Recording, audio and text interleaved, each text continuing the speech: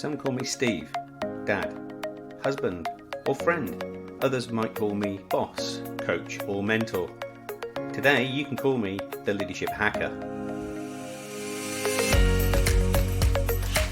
Thanks for listening in. I really appreciate it. My job as the Leadership Hacker is to hack into the minds, experiences, habits, and learning of great leaders, C-suite executives, authors, and development experts so that I can assist you developing your understanding and awareness of leadership.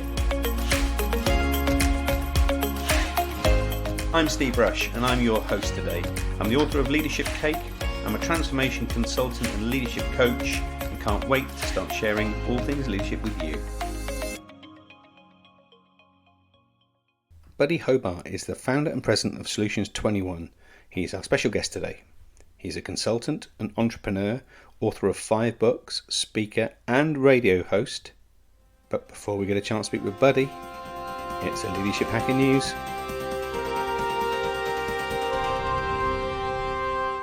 Two-fifths of executives are citing that soft skills are going to play a key factor in ongoing post-pandemic related uncertainty.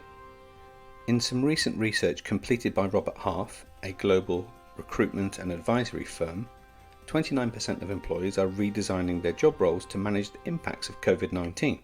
They've also seen a significant shift in senior figures who are looking to fast-track digital transformation for the rest of this year, while a third are still reprioritising their e-commerce strategies.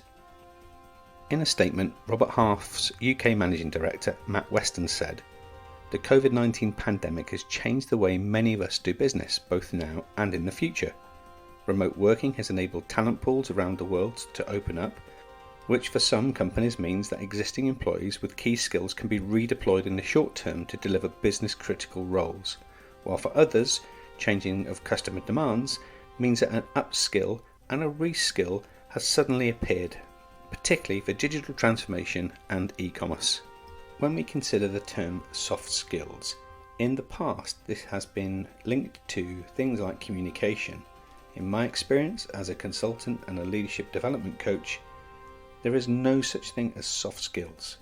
Hard skills are the things that are required that are very challenging through leading and managing, particularly in disrupted times. And if we consider that in some recent research completed by McKinsey's, they suggest that 14% of jobs over the next 5 years will have either disappeared or be completely redesigned in order to meet the digital environment that we're likely to be working in for the foreseeable future. So how far forward are you thinking as a leader, and how much thought are you giving in the roles that you need not just today, but within the next 5 years, and will that need a redesign? That's been a Leadership Hacker News. If you have any insights or information you'd like us to share, please get in touch. Buddy Hobart is a special guest on today's show. He's the founder and president at Solutions 21. He's an entrepreneur, speaker, and author of his best-selling book, Gen Y Now, and Experience Matters. And his latest book, The Leadership Decade, has just made Inc. 5000. Buddy, it's super to have you on the show. I'm excited about it. Thanks, Steve. So perhaps for the folk that are listening who haven't had an opportunity to bump into your work yet, tell us a little bit about the backstory as to how you've arrived at doing what you're doing. Well, we started 26 years ago. My background is in sales, so I started right out of university with Xerox Corporation and started into sales and became a general manager of a business. And then I began to realize that as much as I enjoyed the sales process, I also enjoyed the organizational development and the people development side of things. So on my 35th birthday, I quit my job. Actually, after probably the best year I ever had, I quit my job and started Solutions 21. And 26 years later, we're still standing. That was quite a stark thing to do, having been successful in the world of sales. What was that kind of defining moment? Well, I just thought that the people development side, when I was the sales leader, I saw all these resources going to the sales department. And then when I became the general manager, now I managed everybody, sales, service, administration, anybody, and stay within, in all sincerity, probably within a week, I was embarrassed with myself about how I had advocated for all of these resources to always be going to sales when there was 100 other teammates that weren't getting nearly the same kind of attention, the same kind of resources, the same kind of bonuses. And so we restructured some things and started to develop the business. And while we did grow sales, we tripled the bottom line by simply having people collaborate and communicate and having a more empowered workforce throughout the whole organization. And I realized I really liked that. That was a passion. So you took that passion and created Solutions 21. I did. What is the kind of key focus of the work that you do with your clients now? Well, it's evolved over the last 26 years, but really for the most part right now, we still do a tremendous amount of strategic planning. So we work with mostly small to medium sized firms, although we've worked with very large organizations around the world. And we do strategic planning, helping them to decide what's the game plan, where's the bus headed, how are we going to get there. And so we do a lot of strategic planning, and then we do a tremendous amount of leadership development, both in the C-suite, in next leaders as well. So who's that next generation of folks? Who are those succession candidates? Who are those people that are going to keep this thing going? And then also supervisory skills. So, the folks out on the shop floor, the folks making things happen, how are they developing their leadership skill sets? And I guess that's changed enormously over the last 26 years from where you started out to how things are today, right? Oh, unbelievable. I think that's the focus of this next book, is that the first books we wrote about generational leadership and how it was important for folks of my generation. I don't mean to be ageist at all in these conversations, but I'm a baby boomer. And so folks from our generation, who were the dominant generation for so long, the first books were about us understanding the next generations. But this book really is about 21st century leadership and why it's critical that we leave 20th century kind of leadership techniques and tactics and ideas behind, because frankly, we have an entirely new workforce. And that's always going to be evolving too, isn't it? I think it is. I mean, the first books we wrote, we talked about how it was unprecedented that there were 4 generations of breadwinners in the workforce. And if you stop to think about that, in the history of the world, there had never been 4 generations of breadwinners in the workforce. I mean, it just never happened. And as you and I are talking here today, there are now 5 generations of breadwinners in the workforce. So, I mean, until this mid-century, we're going to be in this kind of leap to leadership for this new group of followers. So what was it that interested you and intrigued you about how different generations behave and how we need to kind of maybe approach them with subtle nuances and different maybe lenses?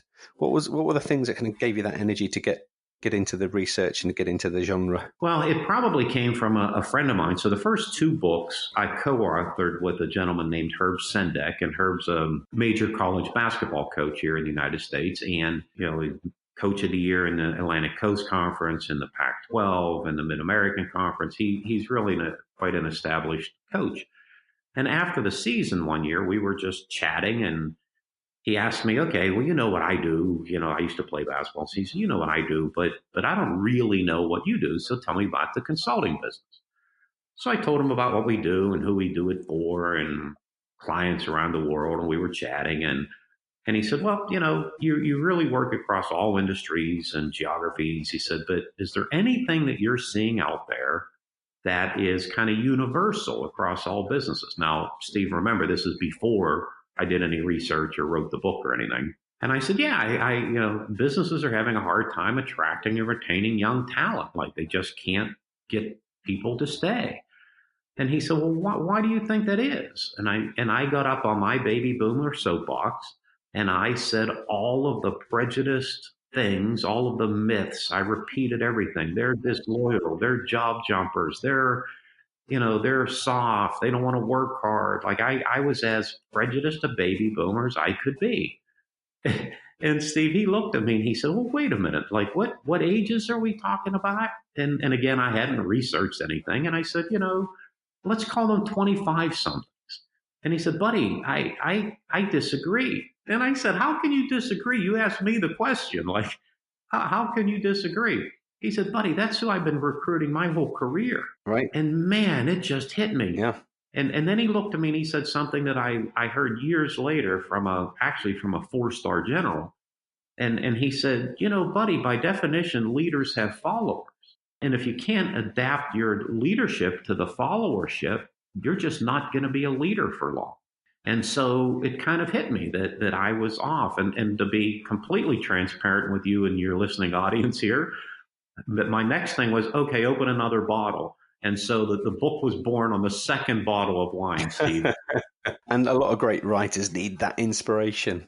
And whether it be wine or good conversation, right? Yeah, right. The first bottle was a little bit more debate. The second bottle was a little more problem solving. Unleashing creativity, some would call it even. No doubt. So as you were kind of going through that whole exploration when you were writing Gen Y Now, did you bump into a lot of your own prejudices that then also turned into learnings for others? Oh, my, Steve. I mean, almost unbelievably so. So to be, again, completely transparent, Herb that evening and through subsequent conversations really did not convert me.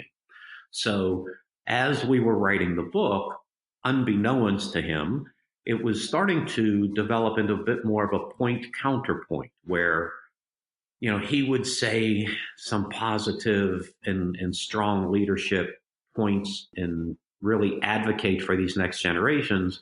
And then I was taking a bit of a counterpoint approach where I would almost debate him in writing a little bit. And I got to about the 4th or 5th chapter. And anybody that's written knows that once you get that deep into it, you're fairly committed. But I got to the 4th or 5th chapter and had a little bit of an aha moment. I had this kind of road to Damascus conversion as it relates to leadership. And I tore up those first 5 or 6 chapters and started all over again. How awesome. Yeah. And what hit me, Steve, was one of the biggest things that converted me were these generations, these newest generations in the workforce. They don't quite look at it the way we did. So we, being a baby boomer, we try to kind of bifurcate our lives. Like we try to have, in fact, we created this term.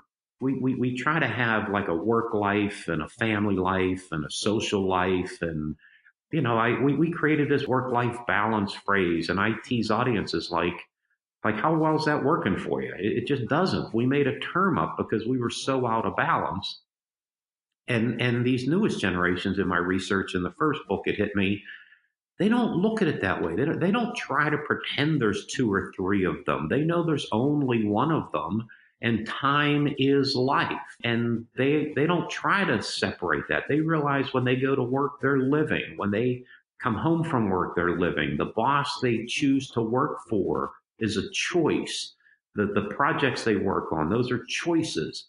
And we baby boomers, and then by extension, Gen X, we didn't get that. We tried to separate that. And that's just not true. There is only one of us.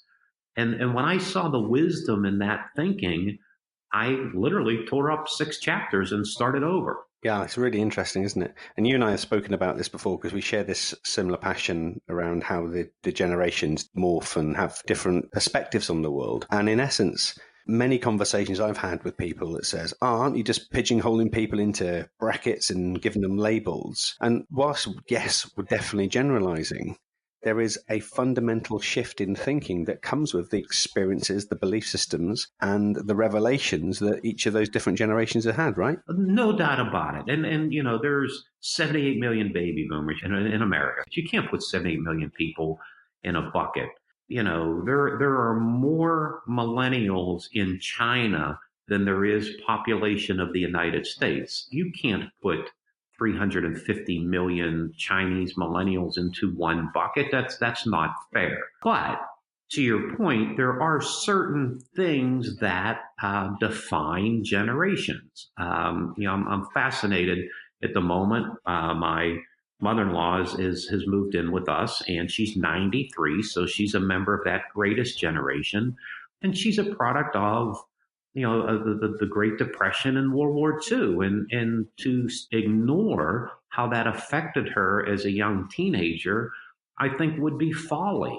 Now, are all traditionalists the same? No, by no means. But are folks who had those same similar life experiences. Did they learn similar things? Absolutely. And I think it's ridiculous that I would try to apply my experience to everybody's experience. Right. And I guess whatever generation you're in, we always have a perception that it's moving faster, quicker than it ever has before. And a perfect example of that is 500, 600 BC, Heraclitus, famous Greek philosopher, said, the only one thing that is constant in life is change. And here we are 2,500 years later, and we still have that lens. What do you think causes that, buddy? Well, a number of things. So in this latest book, I didn't quite finish my thought when I was talking before about what got me interested in this. And what really got me interested in this was my own prejudice and realizing the hurdles that I personally had to overcome to understand this. So the first books were written to help other folks understand who this next generation of the workforce will be. Well, this latest book, The Leadership Decade, really is not about millennials or any particular generation, because frankly, that ship has sailed, right? I mean, the oldest millennial this year is turning 40. So that ship has sailed. We're not talking about these kids anymore. We're talking about generations. And so when I started to write this book, I wanted to answer that exact question you just asked, which is, why do we continue to think this way? And so I wrote an entire chapter on kind of the science around this and the biases we bring to it and the attribution errors that we bring to it. And one of the things in the book I talk about is the fundamental attribution error, which is where we fundamentally attribute to us, to ours, what is good and right. And we fundamentally attribute to the other, since they do it differently than us, we attribute how they do it to be wrong. Where instead of different equals different, we have this mental model of different equals wrong. And so I think one of the reasons why that quote has been able to survive the way it's been able to survive is that we fight change. We want to attribute the way we do it to being the correct way to do it, versus embracing any amount of difference or change or innovation. Yeah. And there's no doubt that we are in an era of incredible change and fast-paced challenges that are coming through thick and thin, whatever you are, whatever you do. But what is also sure is what worked in the past from a leadership perspective is not going to be fit for the future, right? Well, absolutely. And I think that if there is a silver lining to COVID-19, and that certainly remains to be seen, but if there is, I think one of those silver linings historically is going to be that it forced us into this new dawn. And you hear a lot of conversation around this inflection point.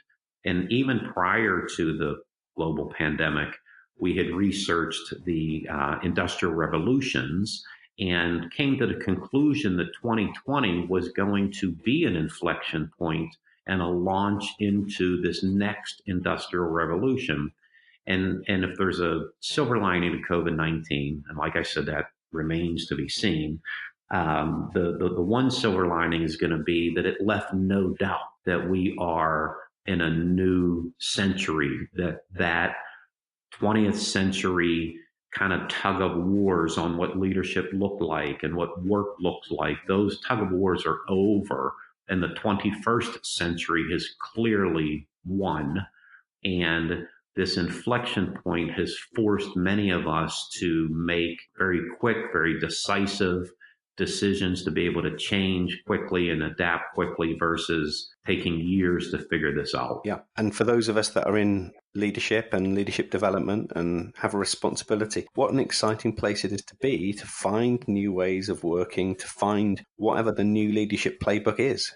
There's no doubt. Normally, Steve, when these things happen, they're a little bit more evolutionary, right? Where I kind of visualize this as like a dawning where, the sun starts to peak up and gets lighter and lighter and lighter, and it takes some time. So this was going to happen anyway. The statistics, the numbers don't lie. And so 2021, 2022, 2023, people were going to kind of be able to ease their way into this. where we went from 4.7 million Americans telecommuting in December to 75 million telecommuting in March. Like there was no dawning. This was a spotlight. This was a light switch that was thrown, and it forced us to understand we are in an absolutely new era that is going to require new leadership skills. Yeah, so you call this the sweet spot in time, don't you? I do. I think that small to medium sized businesses, not and as well as Fortune 500s, by the way, but small to medium sized businesses can be more like a speedboat. Like they don't need a lot of ocean to turn. They can make quick decisions. They can adapt. They can adjust. And I think there's a sweet spot in time where talent acquisition and make no mistake, the team with the best talent usually wins. And small to medium sized businesses have an opportunity to attract and retain talent that in decades past was kind of set aside for Fortune 500 or Fortune 50. And there is this sweet spot in time where the new generation of workers want to attach their career wagon to a strong leadership force. They want to work for people that are strong leaders. And at a mid-sized firm, you can walk down the hall and bump into the CEO. You're not really bumping into the CEO of a Fortune 50 if you're a recent university graduate, working on some of your first assignments. So there is this wonderful opportunity right now for mid-market firms. Yeah, I agree. And within the book, The Leadership Decade, you've got some great metaphorical stories in there and some lessons that we could pull on. I thought it would be just really neat to kick around a few with our listeners. I would love to. So in Gen Y now, you called out The Platform is Burning. And in this book, you call out another chapter, which is The Platform is Still Burning. Tell us a little bit about that.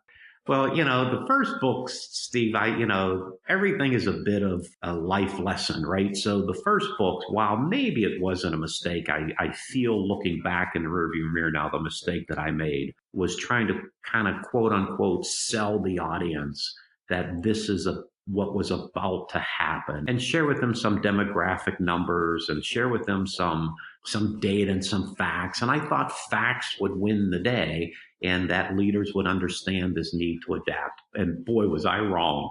It was not a fact-based situation. Once I started to do this brain research, it's emotional based. And so when I was pointing out the platform was burning, what I realized, because we wrote this first book in 2008, and I am quite proud of the fact that going back all of those years, we were advocating for these newest generations because nobody was.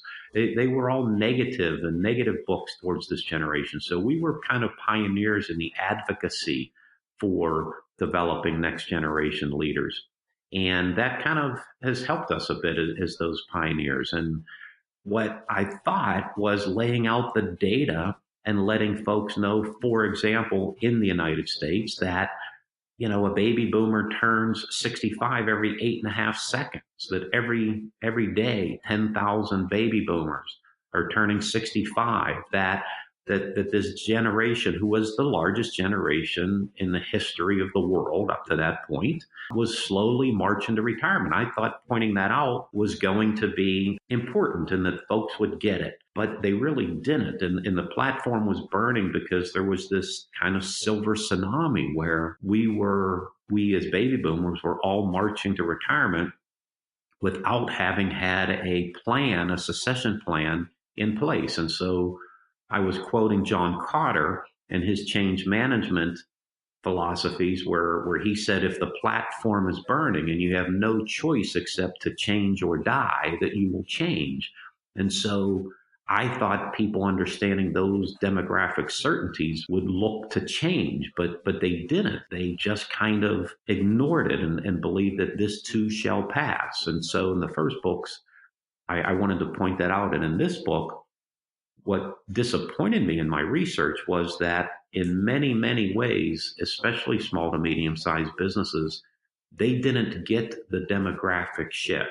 And so while they had all of this time to begin preparing strong succession plans and strong next generations of leaders and strong bench strength, they didn't. And so the platform is still burning, except now it's burned where it's really close to now destroying many once strong small to medium-sized companies. And there's so much for each of the generations to learn from this kind of philosophy and thinking too. We've now got Gen Z coming into the workforce. As they join, they're never going to have the ability to learn from baby boomers and vice versa if we don't really grab that opportunity now. There's no doubt. Like I said, a bit of a mistake I made in the first book was I really kind of had that as a one-way street. I was really trying to get the more experienced generations in the workforce to understand the newest generations coming in, and it was really a one-way street. And now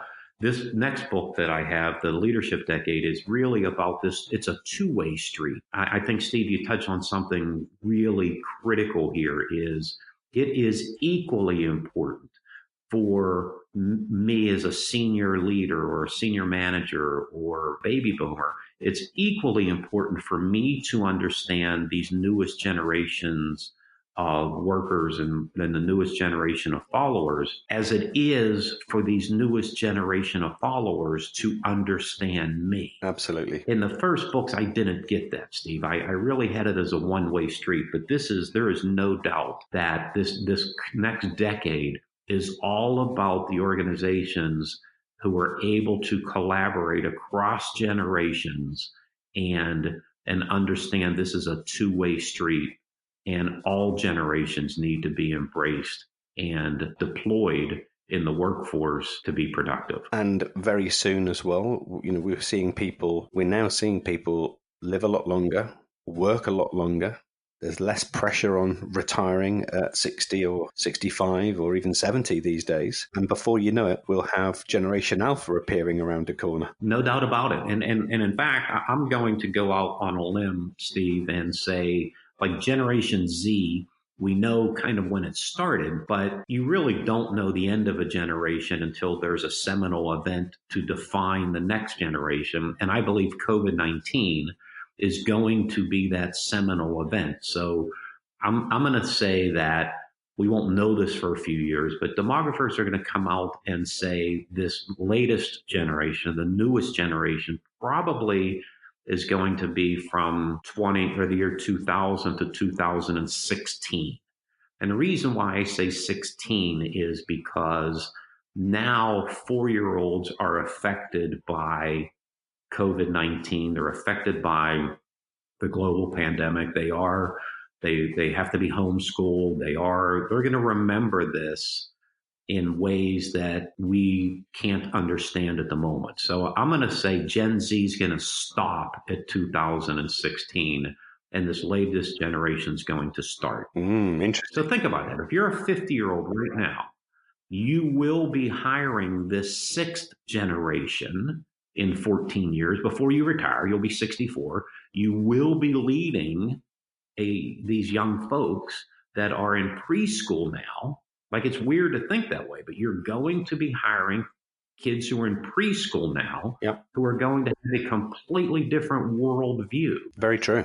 Very true. It's that lens that's really important, isn't it? It's that being thoughtful and aware that creates that future leadership in others. I think so. I think that what Herb said is that a leader's job is to adapt to their followership. And I don't want the listeners here to think at all that I think leadership is something that is, I don't know, pliable or malleable, or that there aren't these bedrock principles. There certainly are, honesty, integrity. There are certain bedrock principles, but the way that certain things are communicated and certain things are interpreted change from generation to generation. And one example that we've seen with the current pandemic is working remotely, is that baby boomers grew up with this concept of being present meant you were a hard worker. So coming in early, staying late, putting in the time meant you were a hard worker. Being seen was thought as being productive. And now we have learned that that's not true, and frankly, never was. And, people came to work and they might have stayed 12 hours and didn't do anything. That didn't make them a hard worker. Very true. Really fascinating stuff. In the book, buddy, you talk about the commander's intent. Tell us what that means. 5 years ago, I had the almost unbelievable good fortune and was humbled by being invited to this place called the U.S. Army War College. And the U.S. Army War College takes American and global military leaders, and you need to be a lieutenant colonel or above. And they put them in these cohorts and they end up getting a master's degree in strategic leadership. And the last week of the program, they take civilians and they plug them into these cohorts, and we go to class with these military leaders. And I was able to see kind of how the best of the best work really, really hard at continuing their leadership development. And I met several military leaders, happy, proud, and humbled to say some of them have chosen to now come work for Solutions 21. And they taught me this concept of commander's intent, where it's way different than what I'd heard in the business space, where we talk about vision and mission. And if I understand the vision, we can move forward, understanding the strategy and all that. All that's true. But this idea of commander's intent is to understand from the top, so the CEO, from the commander, all the way down to the shop floor, all the way down to the new hire. If we understand what the commander's intent, what his intent is for the vision and what his intent is for this mission, then we will be able to make quicker, better, more solid, real-time decisions if we just know that person's intent. Because it might not look exactly like it was scripted, but if we know what the intent of the action is, we can implement it effectively. And we've been using this concept now in the private sector, and it's working almost unbelievably so. It's been a tremendous benefit, especially when the pandemic hit for our clients whose employees now were scattered to the four winds, working remotely to understand the intent. I think that's a different way of looking at it than businesses have really done over the last number of decades. And it creates empathy for the leaders too. If people understand and have context as to why leaders are behaving in the way that they are, what their intentions and ambitions are, then people might not necessarily like the outcomes, but they will have much more respect and therefore likely to take more action. Well, I think you say something there that's really critical, and that's the word context. Previous kind of 20th century thought processes and leadership processes really kind of announced decisions without providing context. And the word you just used, I think, is critical for us to get, is that in the 21st century, we need to also provide that context. And once people understand the context, they can make better, quicker, and frankly, more productive and profitable decisions. Yeah, absolutely. 100% agree with that. The final thing I wanted to kick around with the leadership decade is something in the book that you call the Linchpin Model of change. And it's based around the kind of whole Gordian knot story. Tell us a little bit about how that came about. Well, I had a lot of information in the last books about change management, and we started talking about this philosophy of the Linchpin model because what we had seen along the way was people hesitating to adapt their thought process to this next generation. We saw this hesitancy of developing next generation leaders and training them and investing in them. We saw it because they were trying to invent the perfect answer. And they were thinking through the whole concept of, okay, should we do it remotely? Is this online? Like they were trying to create the best answer. And then things got watered down. And we came to this conclusion that this Linchpin model of change is really the idea that needs to happen, which is to do something, get it started. You create a point where then you can make adjustments instead of trying to allowing, what's the saying, allowing perfect to be the enemy of good. Let's get something started and then begin to make adjustments. And as you saw in the book, I use this concept of safety. We do a lot of work in the manufacturing and construction industries. And I realized that safety is now in the DNA of every single firm that whose people work in dangerous environments, who are in construction. It's now in their DNA. But if you go back maybe only 20 years ago or so, safety was really a strong suggestion, but they made it a part of their DNA. They took this linchpin approach where they said and focused and repeated and repeated and repeated this importance, and they changed the culture of their organizations. And so we think that developing your next generation of leaders needs to take kind of that almost overly simplistic view, is just get started. Almost to quote Nike, just do it. Yeah, I love it. I love it. So this is the chance of the show where I get to hack into your great leadership mind. So I'd love to find out your top 3 leadership hacks, buddy. What would they be? Okay. You touched on one that I want to pick up on when you use the word context. So if I were to give 3 of the biggest leadership hacks, what leaders now need to get is, we need to get this concept of explaining the why. I've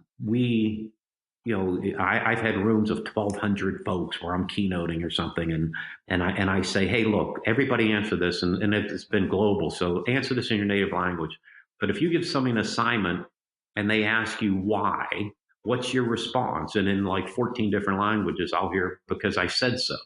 And so we never grew up in an environment where we explained the why of an assignment. We told people what to do, and maybe even we gave suggestions on how to do it, but we never told them why it was important.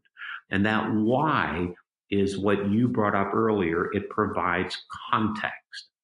And so when leaders hear someone ask the question why, they hear disrespect and they hear questioning of authority, when in fact they ought to be flattered by that, because the person asking is looking for your knowledge and looking for your context. So the first leadership hack would be to accept when someone asks you why. They're looking for context, and then really take it to the next level and proactively explain the reason for the assignment, explain the why. It provides context, it allows for the commander's intent, and you will get a much better end product. The next thing I might tell leaders is a hack, which is way different than what's happened in the past, is that leaders today need to develop career coaching skills. Not just mentoring skills and helping people, quote unquote, climb a ladder, because that's what most folks entered the work world, into this corporate ladder, where now the newest generations of workers are looking at a chessboard. They are looking at being able to move horizontally, take one step back, one step up, stay still for a while. And it's way different than a ladder mentality. And while it's true the newest generations will have more jobs in a lifetime, Steve, they don't have to have more companies. Right. If you provide them with opportunity within your firm, and you look at their career development like a chessboard, and you look at them as being the queen on the chessboard, if anybody there knows how to play chess, if you know the queen can move any way she wants. She's the most powerful piece on the board. And in their career, they can move up, down, over one, sideways, horizontal. So career coaching is going to be a critical leadership component moving forward.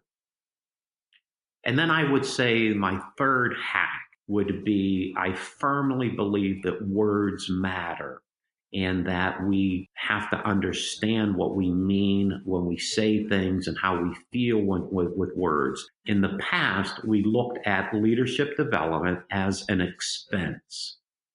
We looked at, if we had a good bottom line, maybe this year we'll do some training. We'll do a couple of events. We'll use this expense dollars. And when times got tough, we cut that expense. Well, expense is what it means. It's an expenditure. But the term investment is different. Are we investing in our future leaders, because the word invest means to expect a return. And so if we are investing, it's not dollars spent, it's an investment for a future return. And I think business owners need to shift their mindset from expense to investment. And then I think business leaders need to shift their mindset from spending time with my folks versus investing time with my folks. Those mean two completely different things. Spending time is almost a burden, where investing time has an expected return. They're great hacks and great advice, buddy. Thank you for sharing. The next part of the show, we want to explore what we call hack to attack. So this would be where something hasn't worked out as well in your career or your life, but as a result, we've taken that as a lesson and it now serves us well as a positive. What would be your hack to attack? Probably, I would hate to admit my naivety, but at times I have been naive in that I believed a lot of what folks were saying and presenting to be more fact. And I would say that if I had one hack to attack, it would be to understand that there are many, many, many sides to a story, and make sure you have all of the information before you make a decision. I would hate to admit that I have been naive along the way, and I have learned this idea that my folks here are probably getting tired of hearing from me, which is control your outcomes. I mean, those elements that you can control, you better control. Otherwise, someone will control them for you. And I think we can all put ourselves in that space, buddy, that we've had that same kind of level of, I'm not sure if naivety is the right word. Could be maybe trust or overtrust or lack of ambition to control the outcome the way that we wanted to, maybe. Yeah, I know that I have been guilty of that. And it threw several curveballs at me before I started Solutions 21, until I began to realize that, well, I appreciate you saying that it's not naive, but in looking back, I think I was overly trusting. Let's say that. Cool. The last thing we want to do is give you an opportunity to shift back through the generations. You get to give yourself some advice at 21, buddy. What's it going to be? Wow. Okay. If I could look at my 21-year-old self, I would probably challenge myself to begin working on wisdom sooner, where you would be able to combine the strength and the invincibility of youth with wisdom. You know, instead of waiting for things to come to me, I would have studied a little bit more about making stronger leadership decisions and think through things like developing my emotional intelligence way younger than I realized I needed to do it as I got older. So that would probably be it. I pray for wisdom every day still, and going back to being that age, I wish I had known then from a wisdom standpoint what I know now. I love that. It's great. Wouldn't it have been neat to have been born with a wise, developed brain and then, maybe get more playful as we get older? Wouldn't that be? I mean, you would combine all that strength, all the invincibility, all of those elements of your youth with just being able to make wiser and better decisions. I've always enjoyed talking with you. I've loved reading your books, but I want to make sure that our listeners get the same opportunity. So how can they find out a little bit more about you, Solutions 21, and certainly the Leadership Decade? I appreciate that. So solutions21.com would be our website. So SOLUTIONS, the numbers 21.com, as well as the leadershipdecade.com. You can go to either one of those sites and find more about the book, find more about Solutions 21, find more about what we do and how we help organizations develop their next generations of talent, their next generations of leadership. That's great. And we'll also put those links in our show notes, buddy, so our folk can also head over to there and access them straight away. Well, thank you. I appreciate that. So there's no question, buddy, that the work you've done, continue to do, is definitely going to help shape the next generation of leaders. And on behalf of our listeners and on behalf of Leadership Hacker Podcast, thanks for being on the show. I really, really appreciate it. It's been a pleasure all along. I genuinely want to say a heartfelt thanks for taking time out of your day to listen in too. We do this in the service of helping others and spreading the word of leadership. Without you listening in, there would be no show. So please subscribe now if you haven't done so already. Share this podcast with your communities and network and help us develop a community and a tribe of leadership hackers. And finally, if you'd like me to work with your senior team, your leadership community, keynote an event, or you would like to sponsor an episode, please connect with us via our social media. And you can do that by following and liking our pages on Twitter and Facebook. Our handle there is @LeadershipHacker. Instagram, you can find us there at @the_leadership_hacker. And at YouTube, we're just Leadership Hacker. So that's me signing off. I'm Steve Rush, and I've been the Leadership Hacker.